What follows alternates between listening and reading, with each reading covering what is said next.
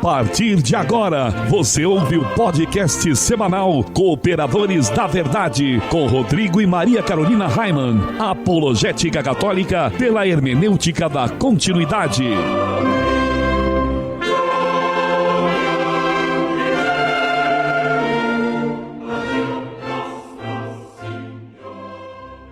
Olá, amigo ouvinte, paz e bem, aqui quem vos fala é o professor Raimann. Estamos começando mais um podcast semanal Cooperadores da Verdade, apologética católica pela hermenêutica da continuidade.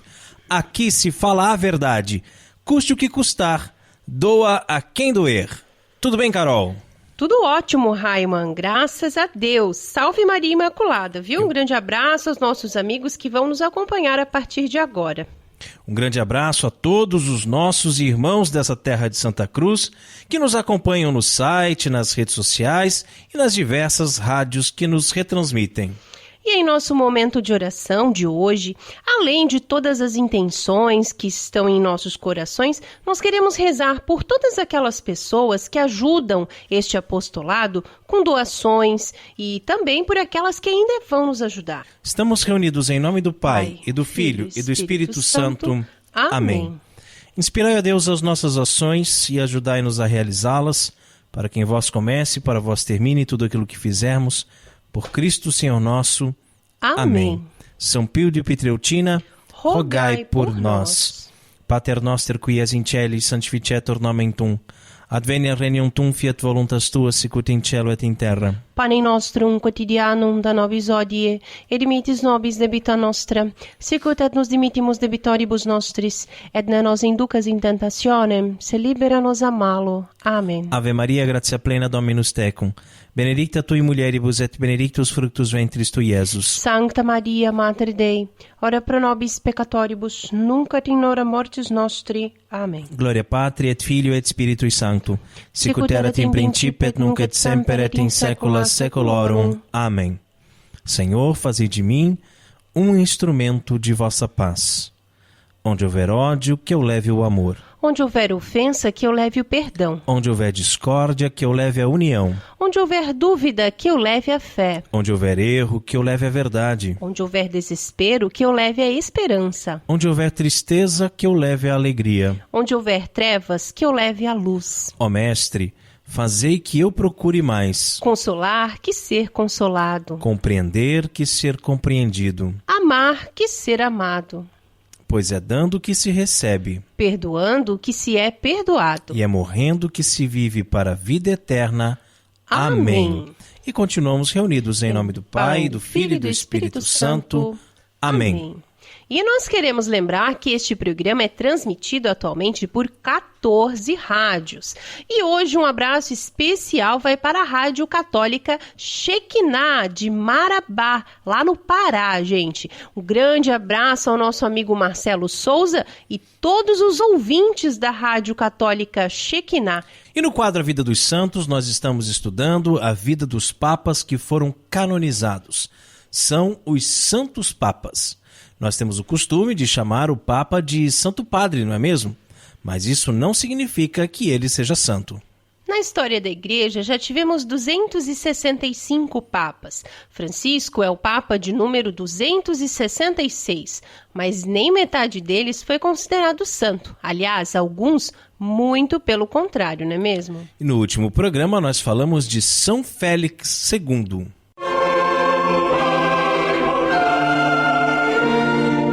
A vida dos santos. Carol, quem foi o Santo Papa escolhido para o programa de hoje?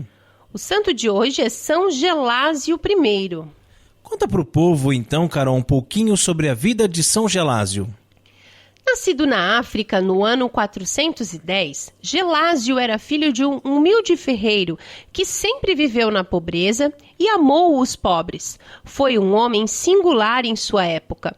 Na ocasião, a Igreja Católica já havia conquistado grande espaço e influência no Império Romano. A religião já havia se tornado a oficial entre os romanos e a Bíblia já havia sido definida quanto ao seu conteúdo. Gelásio traçou um caminho religioso por uma longa vida. Com o falecimento do Papa Félix III, Gelásio foi eleito no dia 1º de março de 492 para ser o seu sucessor, já aos 82 anos de idade. O Papa Gelásio I foi singular, inicialmente pela idade que ele tinha quando assumiu o papado, e em segundo lugar porque era de origem africana. Até hoje são raros os papas não europeus. Como líder da Igreja Católica, foi combatente de doutrinas que considerava heréticas. Era contrário ao pelagianismo, ao maniqueísmo e ao arianismo. Esses africanos aí são cabra macho, hein? O pelagianismo era uma doutrina teológica cristã atribuída a Pelágio, da Bretanha, que sustentava que todo homem era responsável pela sua própria salvação, não necessitando da graça divina. Já o maniqueísmo era uma filosofia sincrética e dualista fundada por Maniqueu, que dividia o mundo entre bom e mal. O bom era o espírito e o mal era a matéria. Por fim, o arianismo, que era uma visão cristológica sustentada pelos seguidores de Ários, que negava a existência da consubstancialidade entre Jesus e Deus, ou seja, negava que os dois possuíssem a mesma essência. Então, essas 3 heresias já foram citadas em outras ocasiões aqui no programa, mas é que nunca é demais, sabe, a gente reforçar o que eram essas heresias, porque na verdade elas não eram, elas são. Continuam e sendo. Elas ainda existem, estão presentes em muitas seitas, em muitas doutrinas de igrejas pseudos cristãs espalhadas pelo mundo. E sempre é bom a gente saber, sempre é bom a gente recordar, para ficar de olhos bem abertos e evitar esse tipo de erro, né? Que já foi combatido há tanto tempo atrás. É verdade, Raiman, concordo com você. É muito importante mesmo. E eu acho que para combater algumas heresias, alguns erros que existem na Igreja Católica de hoje, talvez esteja na hora da gente ter um novo Papa africano, quem sabe, né? Quem sabe? O Papa Gelásio I foi o primeiro Papa a efetuar a distinção entre poder temporal dos imperadores e poder espiritual dos papas, colocando os bispos em posição superior. Assim, um papa não poderia ser julgado por ninguém.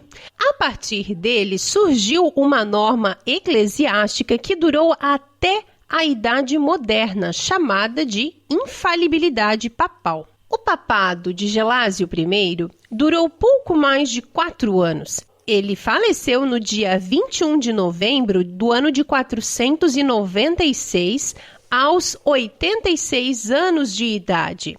São Gelásio I, rogai por nós. Encontre os Cooperadores da Verdade nas principais redes sociais: Twitter, Instagram, SoundCloud, Facebook e YouTube, como Os Cooperadores. E agora nós temos mais um canal de comunicação com o nosso ouvinte, não é, Carol? É verdade, Raiman. É o WhatsApp com o número 47, o DDD, 99718 3296. Então, eu vou repetir, 99718 3296. Você pode entrar em contato e, se desejar, receber os nossos artigos, reflexões sobre o apostolado e a homilia diária do Padre Paulo Ricardo de Azevedo Júnior que nós enviamos.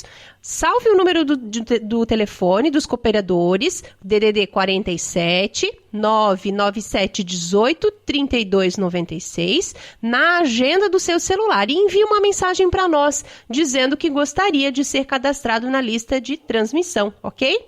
E como sempre, não se esqueça também de visitar o nosso site, é cooperadoresdaverdade.com. Carol, diga lá, qual é o conselho de Padre Pio para nós no programa de hoje? Nossa subida espiritual atravessa um mundo de escuridão, mas o temor salutar faz-nos encontrar a luz. Orando com Padre Pio. Amigo ouvinte, ninguém gosta de cair. A queda é sempre algo negativo em nossas vidas. Quando meu filho de 9 anos cai, independente se ele se machucou ou não, e ele sempre cai, né? É verdade. Pois vive correndo e é muito desastrado. É verdade. Eu ou a mãe dele, né, Carol? Sempre damos uma bronca. Eia, levanta seu pamonha, tongo velho, bicho burro, né? E se ele diz que tá doente, ainda nós acrescentamos. Bem feito, né? Quem mandou correr? É bom você vendo, aprender, Miguel? né? Se obedecesse e andasse direitinho, não tinha caído. Outro dia, quem caiu foi o meu avô, de 80 e poucos anos. No meio da rua. Ficamos muito preocupados, pois machucou a coluna e nessa idade as quedas são mais complicadas. Minha avó, de 70 e tantos anos, caiu em casa, dentro do apartamento. Mas, devido ao peso excessivo, não conseguiu levantar sozinha e ficou por horas sentadas no chão, achando que ia morrer. Às vezes a queda é para nós um aprendizado, como com seu filho, né? Os nossos filhos de pouca idade. Caímos e levantamos a miúde, e Deus sempre nos sustenta. Outras vezes a queda é mais perigosa, nos machucamos feio, né? E colocamos toda a nossa família empenhada em nos ajudar a superar o trauma. É como quando eu caí da moto, né? É verdade, eu me lembrei disso, eu ia falar isso agora. Quebrei o cotovelo, tive que fazer a cirurgia, incomodei todo mundo. A família toda fica, um bom tempo de molho, né? De repouso, exatamente, né? Realmente. E ainda há alguns casos em que a queda é tão profunda, né, que nós pensamos que vamos morrer, né? Que foi também o que aconteceu no mesmo acidente que você caiu de moto, né, Raimon? Então, independente do tipo de queda, ninguém gosta de cair. Essa é que é uma verdade, né? Nós queremos subir, nós somos feitos para o céu, né, gente? Fomos feitos para o céu, para a excelência. E com isso, sempre miramos o alto. Queremos subir na vida, ascender. Né? Subir é um prêmio, sempre. Você sobe de cargo na empresa, o seu filho mais velho sobe de nível no videogame, os alunos querem subir de notas, passar de ano. Subir, degrau por degrau. Nos colocar no mais alto, em destaque, é o que todos almejam. E Zaqueu subiu na árvore para ver Jesus. O que nos faz pensar que nossa subida não pode ser apenas material. Subir na vida não pode ser apenas ter um bom emprego, uma boa casa e ganhar muito dinheiro. A subida tem que ser espiritual. Subir na vida da ascese, da oração, da contemplação. Não podemos nos contentar em ficar aqui embaixo no raso. Precisamos ir para águas mais profundas, como nos mandou nosso Senhor. Mas precisamos saber que nossa subida espiritual atravessa um mundo de escuridão, como nos diz Padre Pio. É uma verdadeira batalha a vida do homem sobre a terra. E como é, né? E não lutamos contra homens de carne e osso, não, mas contra os espíritos infernais. Se entra um assaltante na tua casa e ameaça tirar a tua vida, né, a vida da tua família, não é contra um ser humano que você está lutando, mas é contra Satanás e os seus anjos, sim, que corromperam a sociedade, destruíram as famílias, desestruturaram tudo aquilo que foi feito por Deus para ser um mundo perfeito para nós e transformaram num caos. Se vemos cristãos sendo cruelmente torturados e assassinados por grupos terroristas do Estado Islâmico, é Satanás, sim, e os seus anjos que estão disseminando essa doutrina do ódio e de intolerância no coração dos homens. Como também quando vemos o aborto sendo aprovado em tantos países e ameaçado ser aprovado aqui no Brasil. Não é contra o governo X ou o governo Y que estamos lutando, não é contra as feministas, o socialismo, o comunismo, a direita ou a esquerda. É contra Satanás e seus anjos que envenenaram o coração do ser humano e o levaram a ter pensamentos tão ignóbeis. Isso mesmo, é uma cultura de morte, né, Raiman, que a gente vê hoje no nosso mundo. No mundo moderno, a gente realmente vê isso por todos os lados, né? E assim, na verdade, nós poderíamos até citar dezenas de outros exemplos, não é mesmo? O homem, ele já tem uma tendência para o pecado, não é mesmo? A nossa natureza é assim, nós somos fracos, né? O homem é fraco. Então, Satanás, ele se aproveita dessa fraqueza e usa o ser humano em suas limitações para fazer o mal. Nós vivemos, amigo ouvinte, num mundo de escuridão. E às vezes eu tenho a impressão de que tudo está de cabeça para baixo. Que houve uma inversão de valores e que nós, homens e mulheres de bem, conservadores, que defendemos a vida, a família e os valores judaico-cristãos, já não daremos conta de lutar, pois tudo está perdido. Porém, Jesus não prometeu paraíso a ninguém nessa terra e nem disse que ia ser fácil. Quem quiser ser meu discípulo, tome a sua cruz e siga-me, disse o Senhor. Nessa vida teremos tribulações, e são muitas. Atravessamos um vale de lágrimas e nossa subida espiritual passa por um mundo de extrema escuridão. E Deus seja louvado por isso, não é mesmo? O nosso temor ao Senhor, que não tem nada, absolutamente nada a ver com medo, né? Mas sim com respeito e principalmente com adoração. Esse temor é salutar, ou seja, é revigorante, restaurador e nos dá forças para perseverar, para prosseguir. Se você está cansado, meu irmão, minha irmã, desanimado, repouse no Senhor, pois Jesus tem um fardo leve e um jugo suave. Peça ao Espírito Santo o dom da perseverança, nosso querido amigo ouvinte, a graça de continuar a lutar, continuar a subir na sua vida espiritual, né, nessa subida espiritual. E com esse temor a Deus salutar, Padre Pio nos garante que encontraremos a luz. E ele escreve a palavra luz com letra maiúscula, certo? O que significa que não está falando de qualquer luz, mas do próprio Cristo, de Jesus. Deus de Deus, luz da luz, Deus verdadeiro de Deus verdadeiro, gerado e não criado. Zaqueu, que era baixinho, não conseguia ver o Senhor que passava por ali, porque a multidão lhe tirava a visão. Subiu na árvore para ver Jesus. Ele enfrentou o mundo de escuridão e com temor salutar conseguiu ver a luz.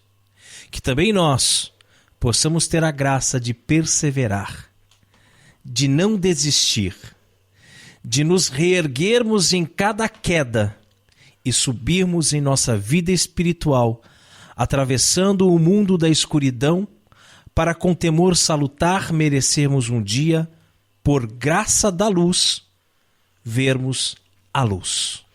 Que assim seja. Amém. Amém. Orando com Padre Pio conta com o apoio de Feller Contabilidade, do nosso amigo Diácono Vital. A Feller Contabilidade fica na Rua Aldílio Garcia, número 479. Nesta você pode confiar. Atendimento de segunda a sexta-feira, das 8 ao meio-dia e das 13h30 às 17h30. Telefone 3346-2333. fellercontabilidade@matrix.com.br.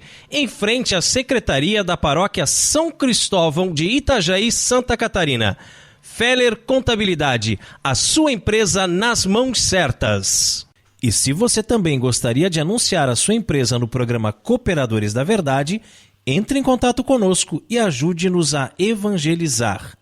E chegou a hora, Carol, de mergulharmos nas fontes franciscanas. Coisa boa, né?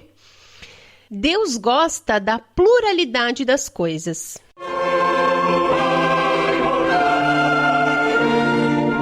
Fontes franciscanas. Gosto de pensar que cada pessoa na face da terra é especial. Um ser único criado por Deus com seus defeitos e qualidades. Deus nos fez diferentes, amigo ouvinte. Embora algumas facções da sociedade queiram nos convencer de que somos todos iguais. Podemos até ser iguais perante a lei. Podemos ter deveres e obrigações iguais. Mas somos diferentes, embora Deus nos ame por igual.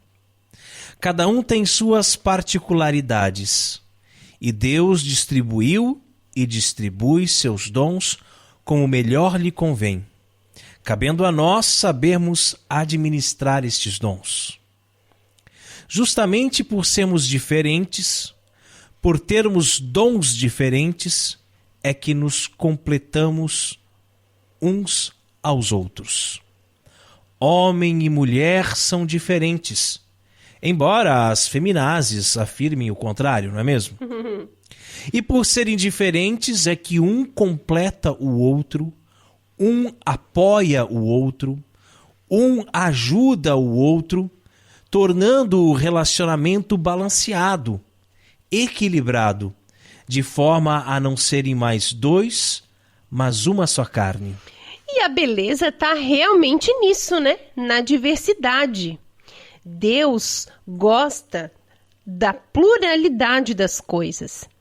Peguemos como exemplo uma rosa. É uma bela flor, não é mesmo? E que tamanha variedade! Algumas são brancas, outras amarelas, vermelhas e tem também formatos diferentes nas pétalas, né? Tamanhos variados, algumas são dobradas, enfim. Mas aí, Carolina, desculpa já te interrompendo assim, quando você falou das flores variadas, tantas cores e formatos diferentes, eu me lembrei daquela passagem que nós vimos aí essa semana do Padre Leonardo, falando Sim. que as mulheres, ele comparava as mulheres com flores, né? Isso mesmo. Então, nós podemos ter variedades de mulheres, mas são todas mulheres. É isso mesmo. E ele comparava os homens com pedras, né? Com rochas. Com rochas, né? Pode ter variedades de rochas, mas são todas rochas. Não vai ter uma rocha meio flor, nem uma flor meio rocha. Então tem que ficar claro que quando a gente diz que Deus gosta da pluralidade das coisas, que a beleza está na diversidade, nós não estamos falando em diversidade de gênero. Porque Deus fez homem e mulher à sua imagem e semelhança. Deus criou um só gênero, na verdade, né? Inclusive, o Padre Leonardo fala isso em seguida no vídeo, né? Que existe apenas um gênero, o gênero humano, né? Com dois sexos. Com dois sexos, então, masculino e o feminino. E exatamente isso, né? Mas, assim, realmente existem flores de várias cores, de vários tamanhos, e assim, os seres humanos também, né? E os animais, né? Imagina, são tantas raças que eu acho que a gente nem conhece todas, né, ainda. Nem de cachorro eu não conheço todas as raças. E quando eu vejo um cachorro assim diferente na rua, eu não sei que raça é. Não. E os mais antigos, né, os nossos avós, bisavós, escutavam um pio de passarinho, diziam exatamente que passarinho que é. Eu não sei, eu não conheço nada. Pra mim, tudo passarinho. Não, que passarinho que é esse na gaiola? É passarinho. É um passarinho. Não sei, né? E são muitos tamanhos, né? Cores, variedades dentro de uma mesma raça, que só um criador cheio de criatividade e amor para fazer tudo isso. E entre os seres humanos, como a gente estava falando, não é diferente, né? Essa mesma regra, digamos assim. Uns são mais magrinhos, outros mais gordinhos. Olha eu aí! Uns mais altos, outros baixinhos, negros, brancos, vermelho, amarelo, loiro, imagina, né? Alguns recebem uma barba linda como essa do Raiman, outros não, né? E é na diversidade que se forma uma sociedade. Embora existam brancos, vermelhos, amarelos, loiros, morenos, de olhos azuis, olhos verdes, castanhos, etc., só existe um gênero, o gênero humano. Só existem dois sexos, masculino e feminino. É isso mesmo. E nós somos diferentes e Deus nos quis assim, nos quer assim. Deus nos quer assim para vivermos em comunhão. E nosso seráfico pai, Francisco de Assis, como nós já falamos em outras ocasiões aqui neste programa, nunca quis fundar uma ordem. Mas depois que o Senhor lhe deu irmãos, ele teve que escrever uma regra de vida para eles e pedir a aprovação ao Papa. Aos poucos, a ordem se tornou tão numerosa que era praticamente impossível reunir todos em um mesmo lugar. Francisco sempre manteve um desejo constante e um esforço vigilante para preservar entre seus filhos o vínculo da união, para que fossem formados pacificamente no seio da mesma mãe aqueles que tinham sido atraídos pelo mesmo Espírito e gerados pelo mesmo Pai. Queria que os grandes se unissem aos pequenos, que os sábios e os simples vivessem em comunhão fraterna, e que os que se encontrassem longe sentissem que estavam ligados pelo amor. Viver em comunidade é colocar seus dons a serviço dos irmãos, sem criar entre eles uma hierarquia.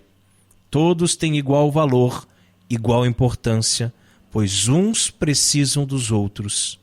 E mesmo aqueles que exercem cargos mais elevados devem viver como se não tivessem cargo algum. E como são as nossas fraternidades da Ordem Franciscana Secular, hein? Nós acolhemos as diferenças, sabendo conviver com os irmãos que pensam diferente de nós e os amamos como irmãos em Cristo, Francisco e Clara de Assis? Ou vivemos numa eterna competição para mostrar que sabemos mais do que os outros? E em nossa casa, como é, hein? Na sua casa e amigo ouvinte, pai, mãe, filhos, vivem como uma verdadeira sociedade em que a colaboração de cada um é igualmente importante e, portanto, devidamente valorizados, né? Diferentes, mas, enfim, iguais na importância. Igual dignidade, né? Na importância. Ou tem sempre aquele que está sempre muito ocupado em não fazer nada, né? Sobrecarregando dessa forma os outros membros da família. Que os sábios aproveitem o que é dos simples, e os simples aproveitem o que é dos sábios. Pois é isso que faz brilhar a beleza desta bem-aventurada família, cuja variedade tanto agrada ao Pai que está nos céus. Que assim seja. Amém. Fontes Franciscanas conta com o apoio da Livraria Católica Auxílio dos Cristãos. Artigos religiosos. A Livraria Auxílio dos Cristãos fica na Praça Governador Irineu Bornhausen, centro de Itajaí, no estacionamento da Igreja Matriz do Santíssimo Sacramento. Calendários, bíblias, livros, artigos litúrgicos, camisetas, cartões, presépios, crucifixos, imagens sacras, CDs, DVDs e muito mais. Telefone 3349-0692. 3349-0692. Livraria Auxílio dos Cristãos. 21 anos de tradição. E com o objetivo de adquirirmos um novo notebook para a gravação do nosso programa, nós estamos fazendo uma vaquinha. Entre em nosso site e clique em Vaquinha com K. O link fica no canto superior direito. Precisamos da sua ajuda para melhor servi-lo. Mas, se preferir, você pode se tornar sócio do Clube do Ouvinte dos Cooperadores da Verdade. Ao se tornar um sócio, você, além de ajudar com essa obra de evangelização, tem várias recompensas. Entre em nosso site e clique em apoia.se. Está lá do lado da vaquinha. Você pode contribuir com qualquer valor a partir de R$5 e assim nos ajuda a evangelizar. Não fique de fora dessa, seja um sócio evangelizador, nós contamos com você. E no quadro mais treteiro do nosso programa, hoje vamos falar sobre as dezenas de perguntas que temos recebido de nossos ouvintes.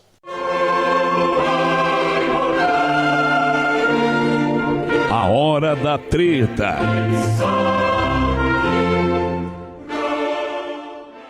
Pergunte e tretaremos. Parafraseando a conhecidíssima revista Pergunte e Responderemos, de Dom Estevão Bittencourt, os Cooperadores da Verdade lançaram o Pergunte e Tretaremos, onde, sem nenhuma periodicidade, iremos, de vez em quando, tentar responder às dezenas de perguntas que nos chegam.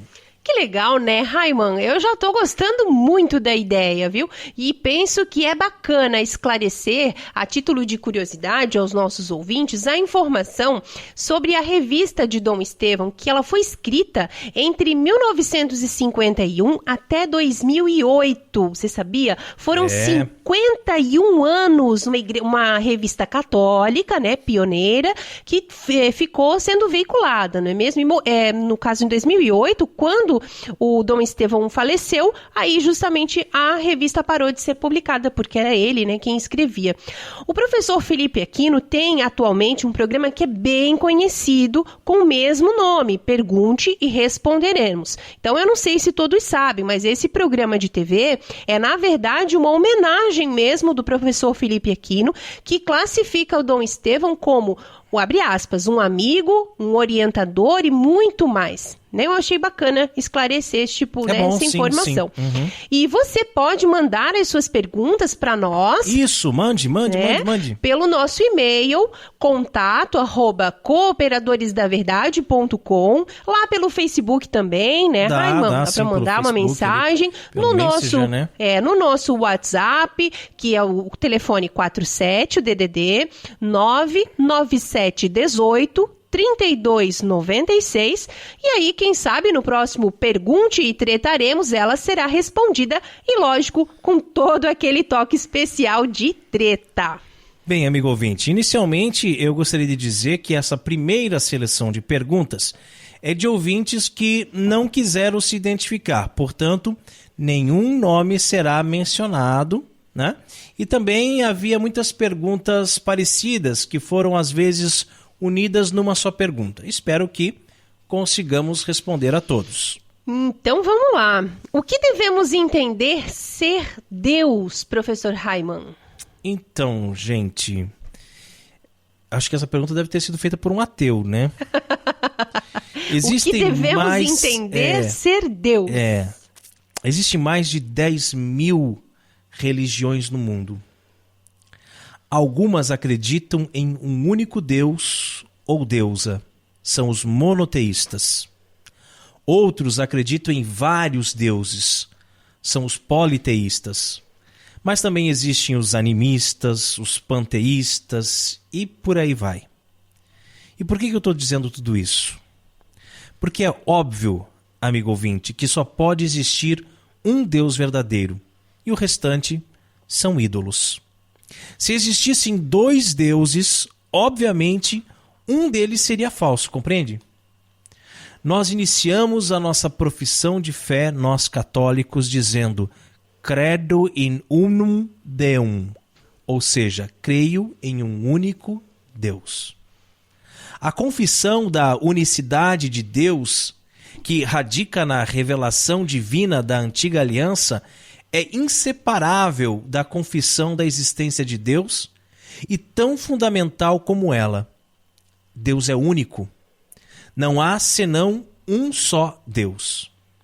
A fé cristã crê e professa que há um só Deus por natureza, por substância e por essência. Então, ao entendermos que só existe um Deus criador de todas as coisas visíveis e invisíveis, agora podemos responder a pergunta. Conclui então que Deus é o ser supremo criador de todo o universo. Ele não tem princípio nem fim, sabe todas as coisas e tem poder para fazer tudo. Entendi. E a Santíssima Trindade? Jesus mesmo confirma que Deus é o único Senhor e que é preciso amá-lo de todo o coração, com toda a alma, com todo o espírito e com todas as forças. Ao mesmo tempo, dá a entender que Ele mesmo é o Senhor. Confessar que Jesus é Senhor é o específico da fé cristã. Isso não contraria a fé em um Deus único. Crer no Espírito Santo, que é o Senhor e dá a vida, não introduz nenhuma divisão no Deus único. Nós acreditamos com firmeza e afirmamos simplesmente que há só um Deus verdadeiro, imenso e imutável, incompreensível, todo-poderoso, e inefável, Pai, Filho e Espírito Santo. 3 pessoas, mas uma só essência, uma só substância ou natureza absolutamente simples.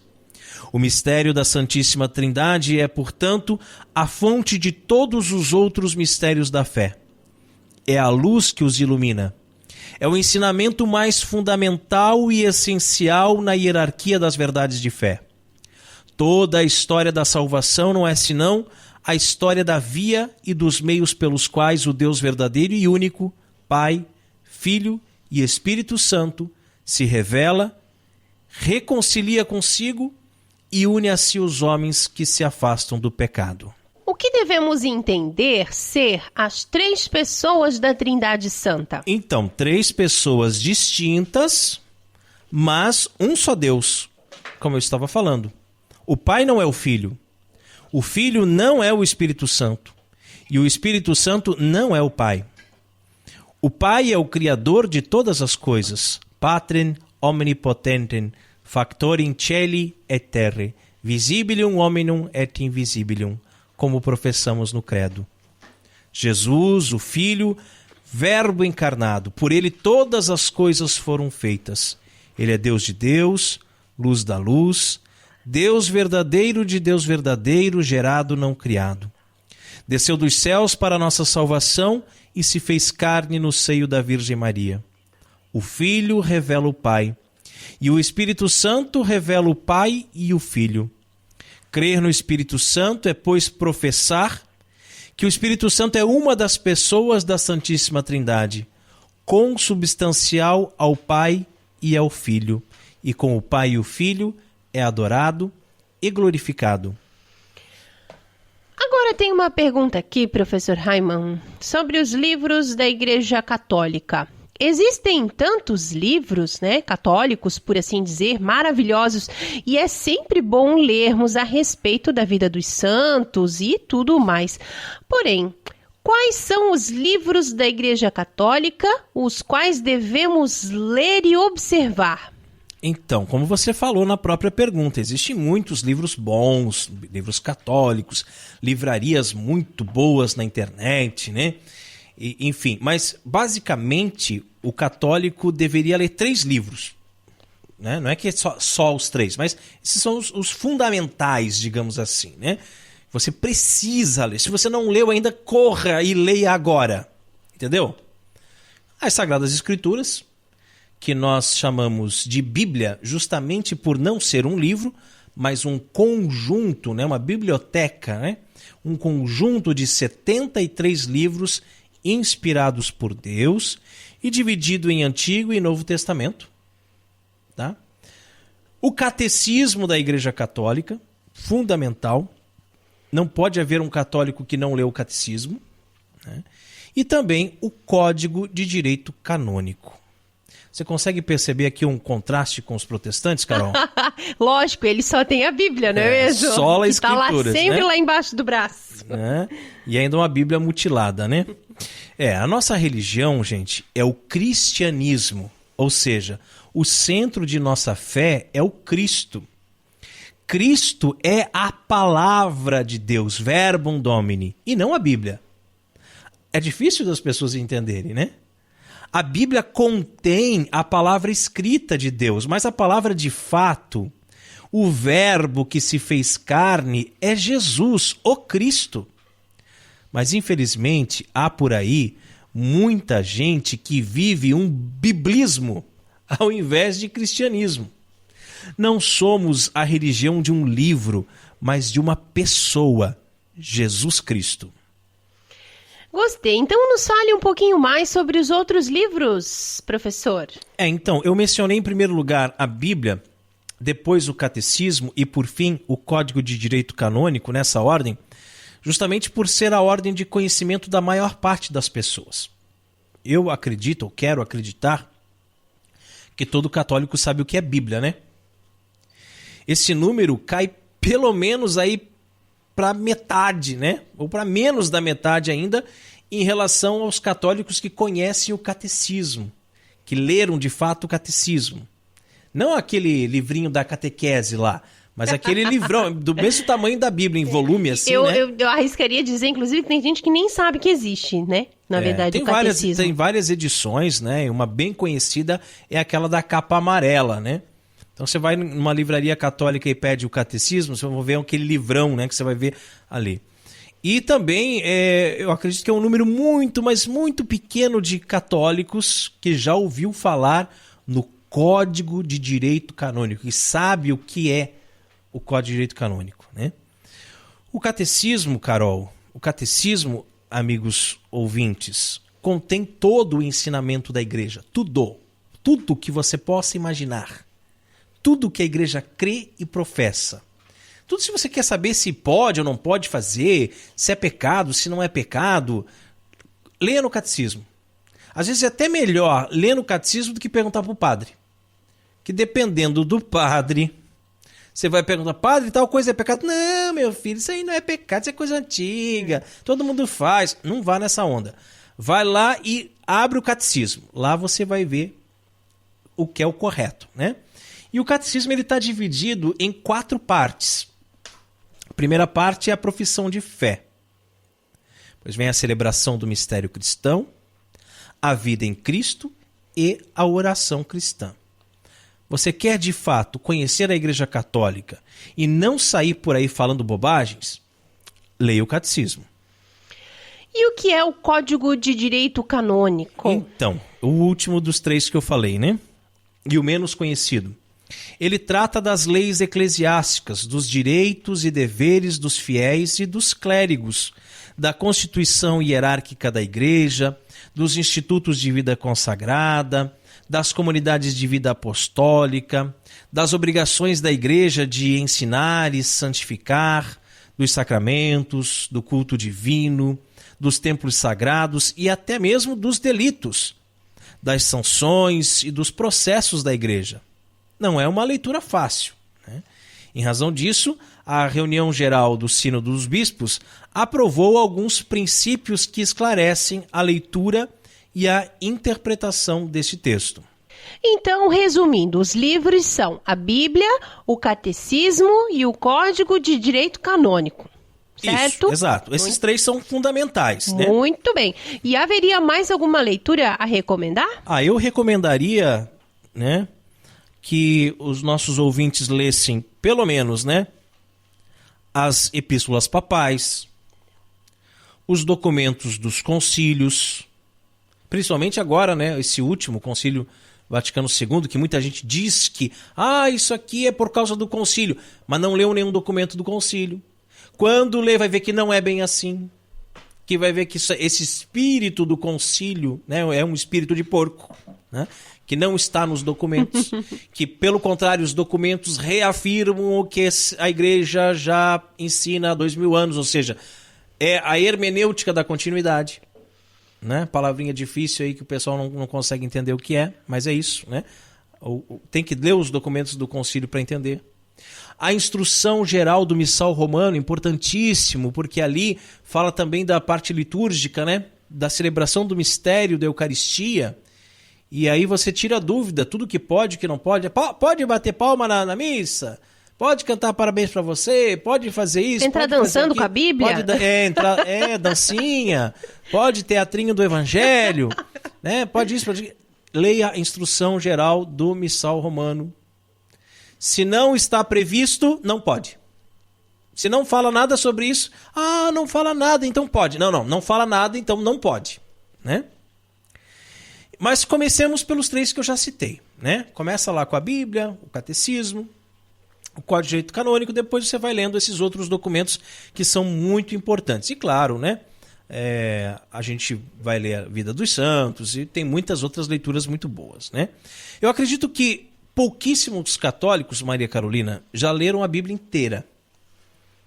Raríssimos leram o Catecismo. E muito menos o Código de Direito Canônico. E não é para ler uma vez só, não. Gente, pera lá, para tudo. Né? Isso é para ler sempre. Não é dizer assim, quando eu tinha 15 anos eu li a Bíblia inteira, agora nunca mais li. Não, é para ler sempre. praticamente diariamente. O catecismo, você tem que estar retomando, repegando ele, relendo. O Código de Direito Canônico é a mesma coisa. Você tem que recorrer às encíclicas papais, aos documentos da igreja o tempo todo, à instrução geral do Missal Romano, a vida dos santos, enfim. A gente não para nunca. É para ler sempre. Muito legal. O catecismo, na verdade, eu até vejo ele como, assim, para você tirar dúvidas mesmo, né? Para consultar, porque o catecismo, ele tem, assim, os capítulos, digamos assim, por temas, né? Então, é sempre bacana também para tirar dúvidas, também, né? Para te facilitar, você quer saber sobre determinado e tal. assunto. E outra coisa bacana é assim, o Padre Paulo Ricardo tem no seu site um curso muito bom de catequese para adultos, todo em cima do catecismo da Igreja Católica. Então, são coisas que você pode se aprofundar. Não ficar só nas leituras, né? Mas vai procurar se informar, fazer cursos, estudar, né? Ouvir o programa Cooperadores da Verdade toda semana. Enfim, tem muita coisa para estudar. Legal.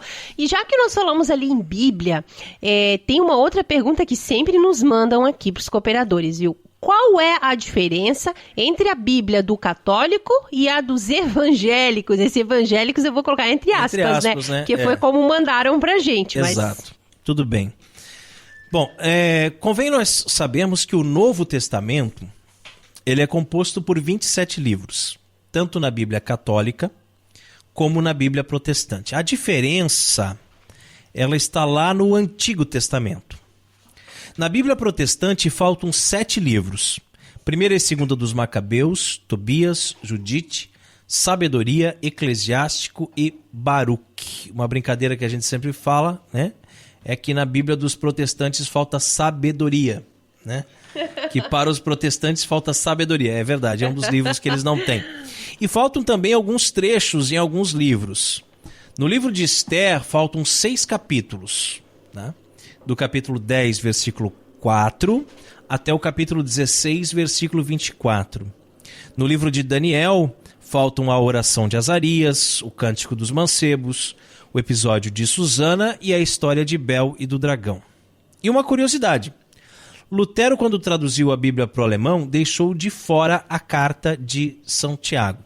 Anos mais tarde, os luteranos recolocaram essa carta, né? Mas a princípio ele deixou de fora, chamando de carta de palha, porque ia contra a sua própria doutrina, já que Tiago dizia que a fé sem obra é morta, né? E Lutero afirmava que a justificação se dá somente pela fé. Somente pela fé. Fora os erros de tradução, né, Raiman? Alguns desses erros, digamos assim, feitos propositadamente, né, pelo diabólico Lutero, para confirmar as suas doutrinas protestantes e heréticas. Não só ele, né? Tantos outros que vieram depois com essa onda da deforma e foram deformando a Bíblia conforme os seus interesses, né? A seu bel prazer mesmo, né?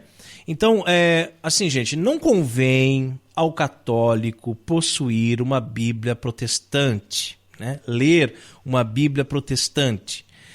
Principalmente se você vê já na capa ou nas primeiras páginas ali, traduzida e revisada por João Ferreira de Almeida. São, assim, traduções paupérrimas, muito pobres mesmo, sabe? Acontece que tem algumas traduções católicas que também são muito ruinzinhas, muita gente tem que cuidar, sabe? Tem que cuidar com certas traduções católicas que têm inspiração marxista, que são levadas para a teologia da libertação. Por isso que eu continuo recomendando sempre a Vulgata. Tá? Vulgata é a tradução oficial da Igreja Católica. Mas existem outras boas traduções em português, como a Bíblia de Jerusalém e a do Peregrino. Fujam da tradução chamada Pastoral da CNB/B. Tá? Outra pergunta, então. Quais os dogmas da igreja? E o que vem a ser um dogma? Pois é. Dogma é um termo de origem grega, que literalmente significa o que se pensa é verdade. Os dogmas católicos são verdade. Verdades de fé. Acreditar nos dogmas não é opcional. Se você não aceita algum dogma da igreja, meu amigo, simplesmente você não é católico. Não é. Tá? E por isso que eu quero dizer aqui, falar sobre os dogmas. Eu sei que o nosso tempo já está acabando, mas porque muita gente nem conhece os dogmas, nem sabe, né? A igreja, ela tem 43 dogmas. Tudo isso?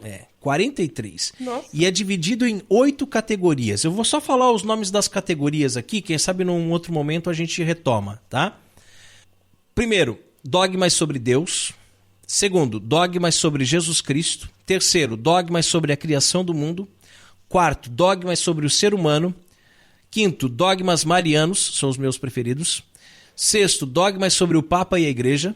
Sétimo, dogmas sobre os sacramentos. E oitavo, dogmas sobre as últimas coisas, ou seja, a escatologia. Olha, gente, eu gostaria de ter mais tempo aqui para falar sobre cada um dos dogmas. Fiquei empolgado agora, tá? Para que você conheça cada um desses dogmas. Como eu falei lá, se você não acredita em um, você não é mais católico, você pode até dizer, mas eu não conheço, eu não sei e tal. Mas, de repente, quem sabe a gente retoma num outro momento, mas eu acho que basicamente a pergunta eu consegui responder, né, Maria? Penso que sim. Uhum. E que tal, então, se nós fizéssemos um programa só sobre os dogmas? Eu acho que é uma boa ideia. Né? Anota na agenda aí, então, Maria Carolina, né? A gente fazer um programa só sobre os dogmas. Tá ótimo, ok. E tem várias perguntas ainda, professor Raiman. Mas como o nosso tempo já está esgotado, continue acompanhando os Cooperadores da Verdade. Em breve, nós voltaremos com mais um Pergunte que Tretaremos. Muito bem. E não esqueça de enviar as suas perguntas para contato@cooperadoresdaverdade.com ou para o nosso WhatsApp 47 99718 3296. A sua pergunta pode dar treta. E chegamos à hora mais esperada aqui do programa Cooperadores da Verdade. Os puritanos piram, hein? Catolicismo e cerveja. E a cerveja de hoje é uma Hyman Beer Double IPA, a Estovir. Você ouviu direito, é uma Hyman Beer mesmo, é uma cerveja feita pelo professor Hyman. E essa cerveja você não encontra à venda em nenhum lugar. Aliás, pela ridícula legislação brasileira, a venda é proibida. As cervejas Hyman Beer são produzidas apenas para o consumo próprio e para o deleite de alguns amigos. Muitas das cervejas produzidas pela Hyman Beer já foram degustadas aqui no programa Cooperadores da Verdade e hoje, então, é a vez da Estovir. A Estovir é uma Pale Ale bastante forte, intensamente lupulada, sem o grande, rico e complexo maltado, dulçor residual e corpo de uma American Barley Wine. Fortemente lupulada, mas é limpa, seca e sem aspereza. A drinkability é uma característica importante. Isso é, não deve ser uma cerveja pesada que se bebe sorvendo em pequenos goles. O adjetivo double, na verdade, ele é arbitrário e significa simplesmente tratar-se de uma versão mais forte de uma IPA. Imperial, extra, extreme ou qualquer outra variedade de adjetivos seria igualmente válida, embora o mercado americano moderno parece ter acordado momentaneamente pelo termo double. Portanto, é a nossa versão mais forte da Jerusalém, que já foi degustada aqui. Então, Raimon, explica para nós por que este nome Estovir. Bem, é bem fácil de entender. Isso vem do latim e quer dizer seja homem. Como essa é uma cerveja bem forte e amarga, o cabra tem que ser macho para beber, hein? Muito boa sacada. O estilo, então, é um Imperial American IPA. A temperatura de serviço está mais ou menos entre 6 graus. O IBU em torno de 65, o teor alcoólico 8,2%. A cor é âmbar, está disponível em garrafas de 600 ml e o copo sugerido é o Pint Shaker. Ela tem a cor acobreada, traz no aroma intenso sabor de lúpulos cítricos, um amargor pronunciado com persistência nos sabores do lúpulo. Harmoniza perfeitamente com assados gordurosos e apimentados, e também com comida mexicana. Oremos. Abençoai, Senhor, esta criatura cerveja, que da riqueza do grão vos dignastes produzir, para que seja remédio salutar ao gênero humano. Concedei ainda, pela invocação do vosso santo nome, que quem quer que dela beba receba de vós a saúde do corpo e a tutela da alma. Por Cristo nosso Senhor. Amém. Olha a carbonatação dessa cerveja, né? Demais. O barulho quando você abre aqui, é pena que não pegou no microfone quando a gente abriu. O tss, né? Bem prolongado, né? Porque ela carbonatou bem. E essa espuma, Maria Carolina, hein? Não, é impressionante, né? Impressionante a quantidade da espuma e também a durabilidade dela, digamos assim, né? Eu acho que como ela fica ali no copo, não é aquela cerveja que você bota e já quase não tem espuma. A gente encheu os 2 copos e deixa a garrafa parada, a espuma começa a subir, né? É isso aí, né? Mas olha o perfume que ela tem, né? O aroma dela já encheu aqui um cítrico que lembra o maracujá, né? Verdade. E vamos provar então? Vamos tomar? Eu gostei muito dessa cerveja. É muito boa, né? Muito, Nossa, muito. Que ela sensação. É fortíssima, né? E esse amargor que fica no retrogosto, né? Muito gostoso. Mas olha, eu vou te dizer que realmente é uma das minhas favoritas. Bom, o estilo já é, né, o meu favorito. Mas essa Estovir, ela tá muito cheirosa. Uma cerveja, assim, ela é forte, mas também não sei explicar muito bem, assim, né? Mas muito boa. Então fantástica. Não explica. Bebe que tá bom. Fantástica.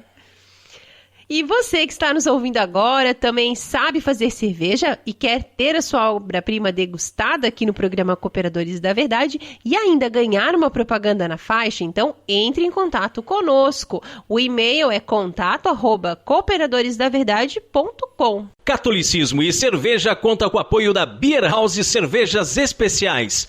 Empório especializado em cervejas nacionais e importadas, com agradável espaço para degustação e inúmeras opções para presentes.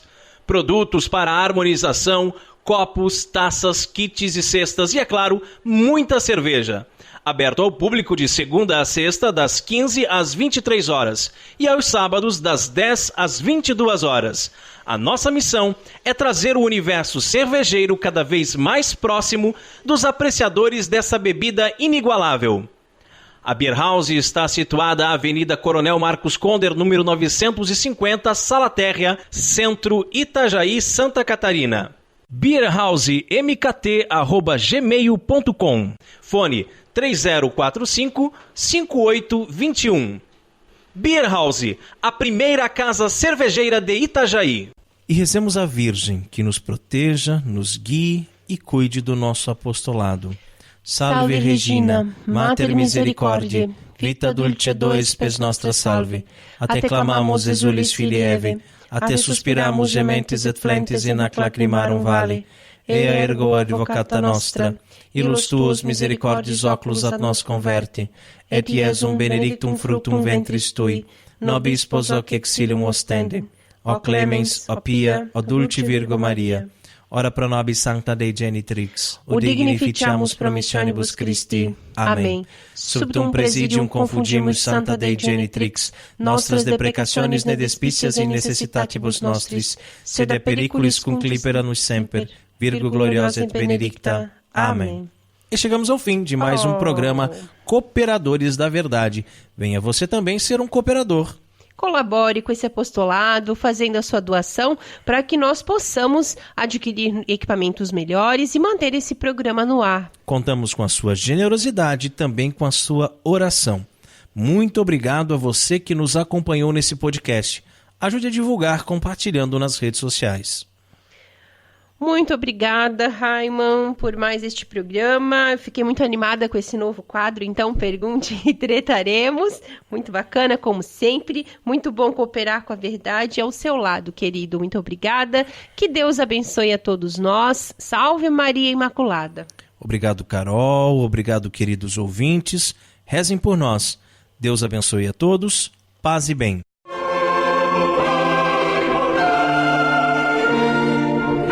Você ouviu Cooperadores da Verdade com Rodrigo e Maria Carolina Raimann. Apologética católica pela hermenêutica da continuidade.